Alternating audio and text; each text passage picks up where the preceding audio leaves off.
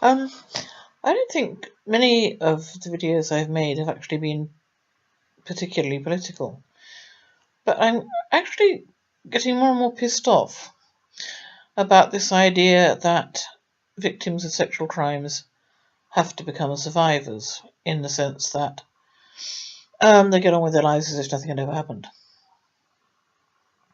Which, in my opinion, no matter how hard you try, is not going to happen. It's impossible. I think somebody gave a wonderful example. They suggested that you should smash a plate, and this was done.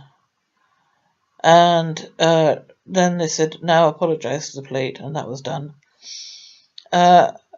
Is the plate now whole again, or is it still smashed? Well, it's still smashed, isn't it? And that's assuming that anyone ever bothers to apologise. Personally, I've never received an apology from any of my abusers. Not one. I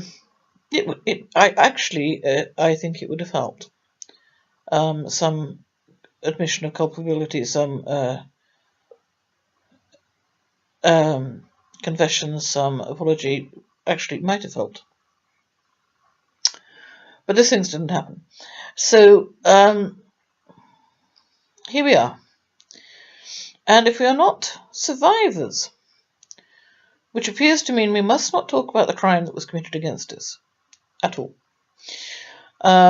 We must not blame the criminals who committed the crimes at all.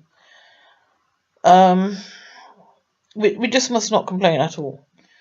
We must be completely silent, mouths taped, and carry on and be jolly and be happy and live life as everyone else lives life, or appears to.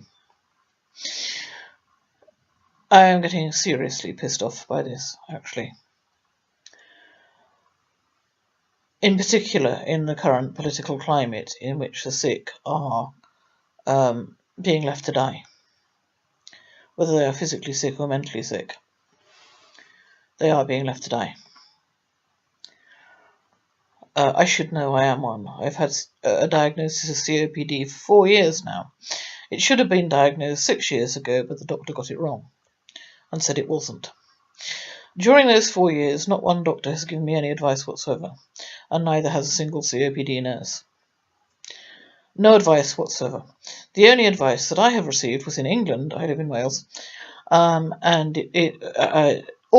from Google and from Facebook and from my daughter and from an exercise class I was taken to. I have learned that right from the beginning there were things that could have been done about the COPD. It was nowhere near as hopeless as here's a leaflet, now go away.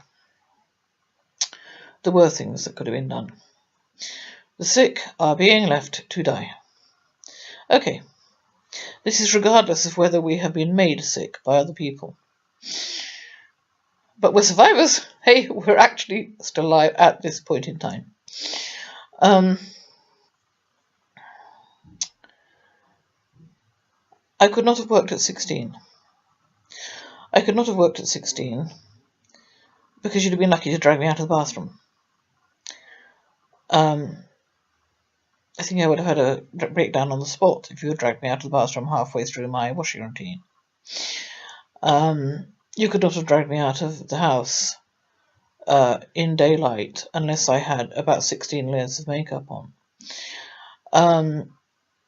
It's pretty difficult to employ an anorexic or a bulimic as well. And very difficult to employ an agoraphobic.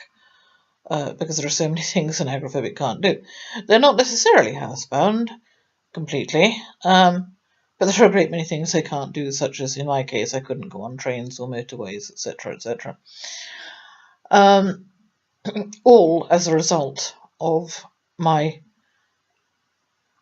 being the victim of crimes, plural. A lifetime of them.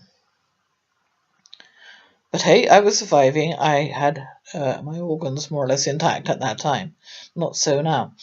And then, of course, culture being the big thing at the moment, cultural diversity, multiculturalism, perhaps we should put this survival business in a cultural context. If you do survive gang rape in, say, an Islamic country, an Islamic theocracy, chances are you will be stoned to death for having been raped. In other words, you don't have a hope in hell of surviving it.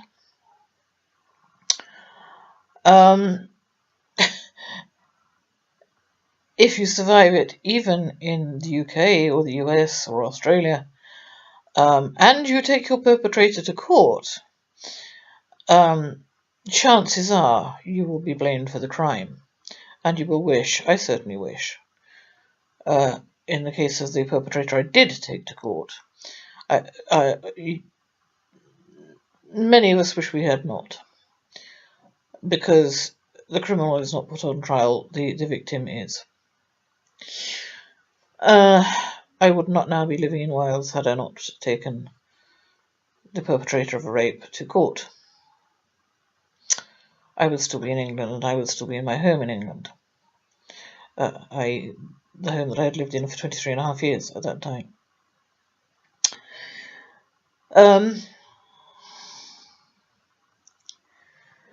I've already said it pisses me off because it gives the perpetrator carte blanche to go ahead and do exactly the same thing again.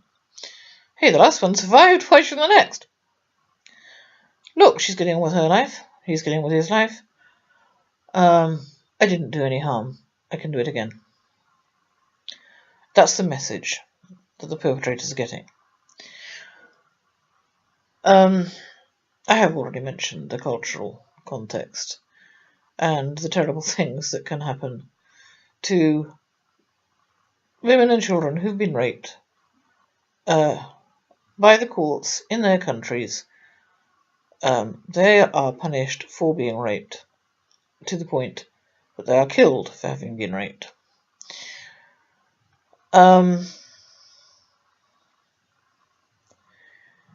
Actually, need I really say more? The whole idea of this victim versus survivor crap should go, and it should go now.